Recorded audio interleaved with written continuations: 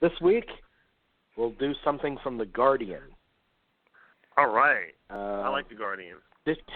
15 titles on this list. Actually, there's a lot more. There's like 25, but we've only got room for time for so much. But I'll do 15 of the greatest crime films ever made. Okay. Oh God. This is your category. I know, but it's Jerry. just such a broad topic. I mean, It is broad. I mean, what can we get? It's all like right, That's like every movie. Yeah. I mean, Every movie has a crime in it someplace. yeah. Okay, number 15, The Big Sleep. Okay. Wow, they picked that as 15. Okay, interesting. I would, I mean, it's definitely one of the. I mean, you wouldn't have Inherent Vice, for instance, without The Big Sleep. You couldn't have any. You couldn't have The Big Lebowski. You couldn't have Inherent Vice. You couldn't have. God, you couldn't have a lot. Yeah, very important movie. Even though it's impossible to figure out who did it in that movie, but that's not even the point. So. And that's absolutely, yeah. Number 14, The French Connection.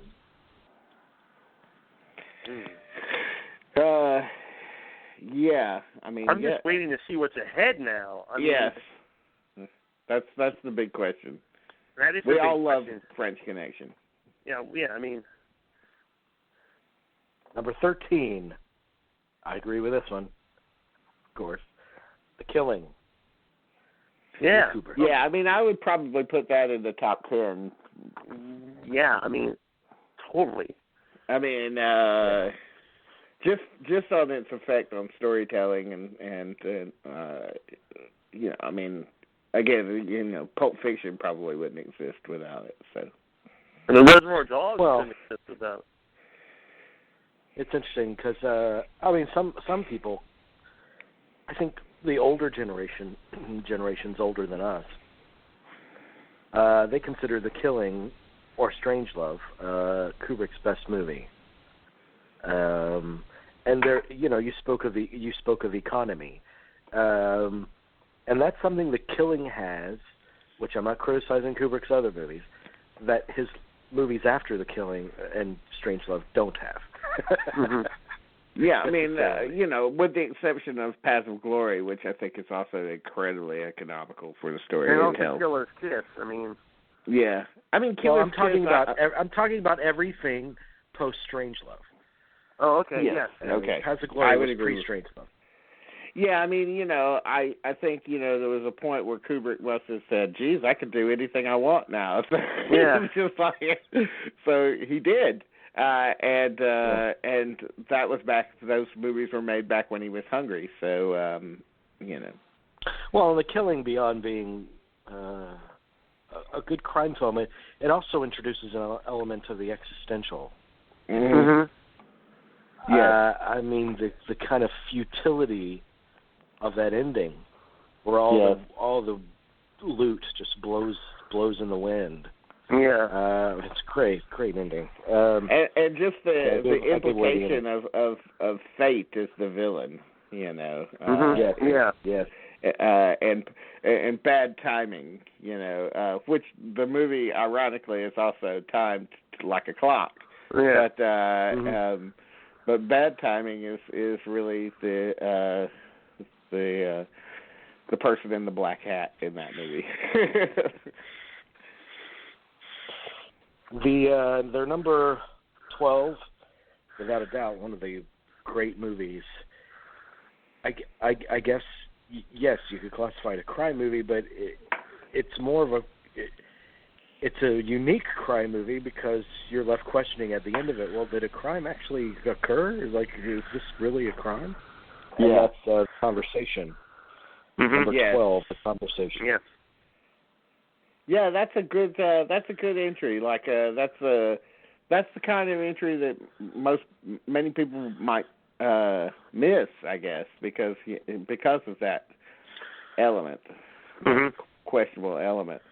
But it definitely is a crime film, and it's what makes that movie great, I think, besides the fact that the way that it's constructed, is obviously, Gene Hackman and the fact that it's more concerned with his character than it is. Yes. Really, with the crime. And it's one of the great characters from that period of cinema, American cinema, because if you think about the tradition of the great characters in the 70s, whether it be Travis Bickle or Bobby Dupuis or Harry Caulfield, I think that's his name, Harry Caul. Yes. He's in that tradition. He's like that no man that's kind of drifting and morally drifting, I think. Yes. Lost. And listen to the commentary from Coppola on that DVD, because it's very instructive. And he points out details of the movie, like the fact that Gene Hackman wears a transparent raincoat throughout the movie, which is totally character driven. Those details excite the hell out of me. I love that. Yeah. Number 11. Well, this would be number 1 on most people's lists, and that's Bonnie and Clyde. Oh, definitely. I mean, that would be higher up too. Right? Oh, it's awesome. Yeah, it still works. It's got, to me, I guess I've maybe seen it too many times. So, I mean, I've gotten to that point where I can't watch too many movies again. But the last time I watched it, I got a little whiff of it feeling dated a little, which I hadn't gotten previously. But I still love it, and I love the look of it. But you know what? I mean, that might be because every other crime movie that came afterwards fed off its bones. There's that, and I understand what you're saying, Dean. There's maybe not dated, but sometimes you've seen something so much you just need to back off it for a couple of years. Yes. And I've had to do that with a lot of things as I've gotten older. Just also because as you get older, I think we can all relate to this, there's other stuff you want to see, and you've seen these other things so many times, it's time to give some other stuff some breathing space. Yes. That's how I feel as I've gotten older. That's just me. Well, it's interesting that Beatty was, I forget what year this interview was taken, but it was taken more recently than a long time ago. They said, what director did you always want to work with? And he said Truffaut. He wanted to work with Truffaut for Bonnie and Clyde. That was his first choice. So that was definitely a filmmaker that he was always attracted to. And that would have been an interesting collaboration to see how well he did collaborate with an auteur like Truffaut. Yeah. Because it didn't go so well when he did it with Altman. I mean, the product did. The product was great, but the process was not. Yes.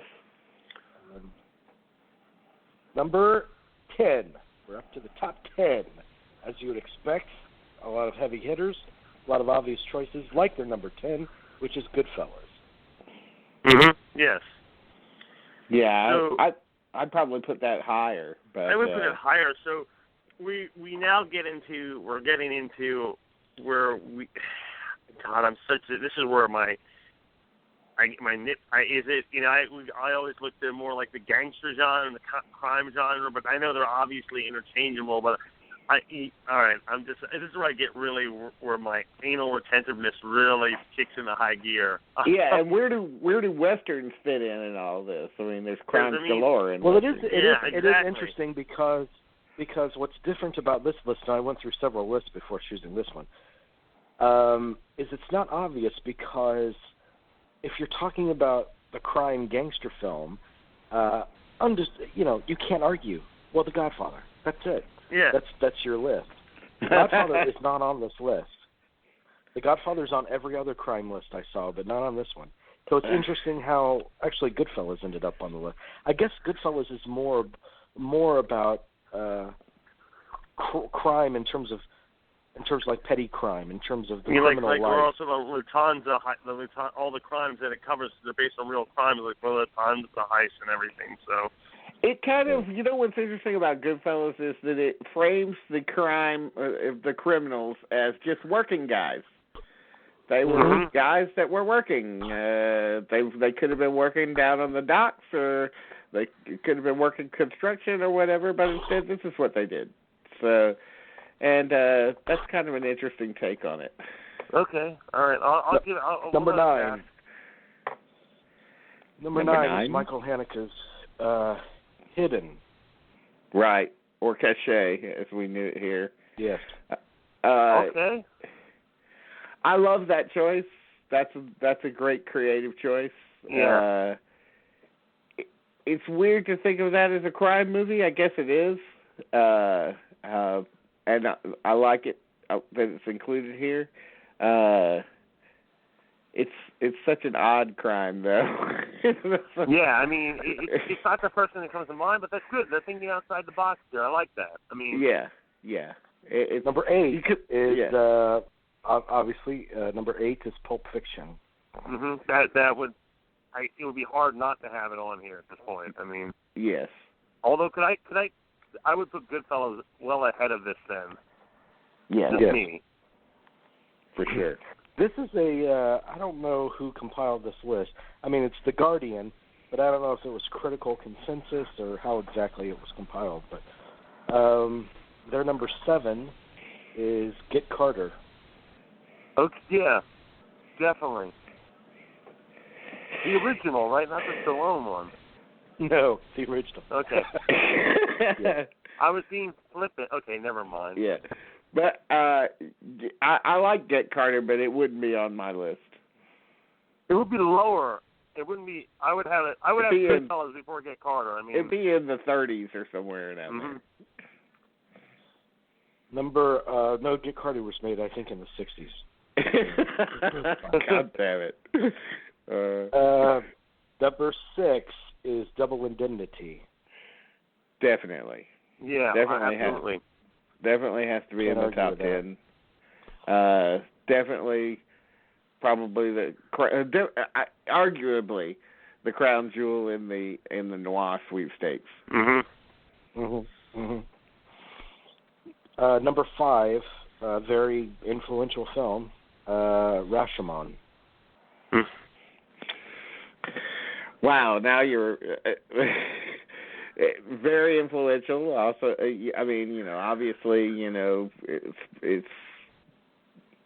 its very title has become a shorthand for a way of telling a story. Right. And in some ways, you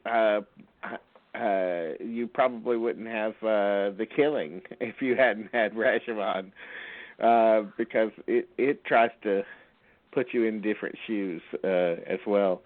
So, I mean, yeah, I wouldn't necessarily have thought of that one either, but that's a good choice. Number 4, speaking of putting the existential in crime, Badlands. Yeah, I mean, absolutely.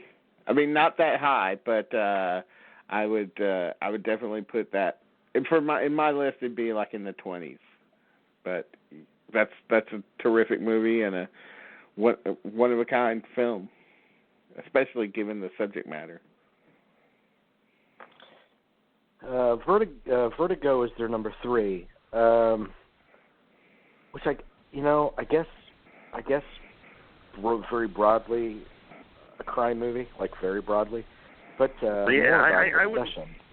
I don't. A movie about obsession and loss. Yeah, I don't think of that as a crime film, so I would not have that on here. I mean, I would prefer, actually, as a crime film, something like The Wrong Man, or Rear Window, or Rear Window. But you know what I like about The Wrong Man is that it's about the investigation of a crime, right? Even though the lead person, Henry Fonda, didn't commit the crime. It's what happens when someone is truly, looks like they're going to hang for a crime they didn't commit. Right. I think that's that's a good subject matter and a more interesting take on crime, and frankly, on the Hitchcock view of crime, which I think that's a much.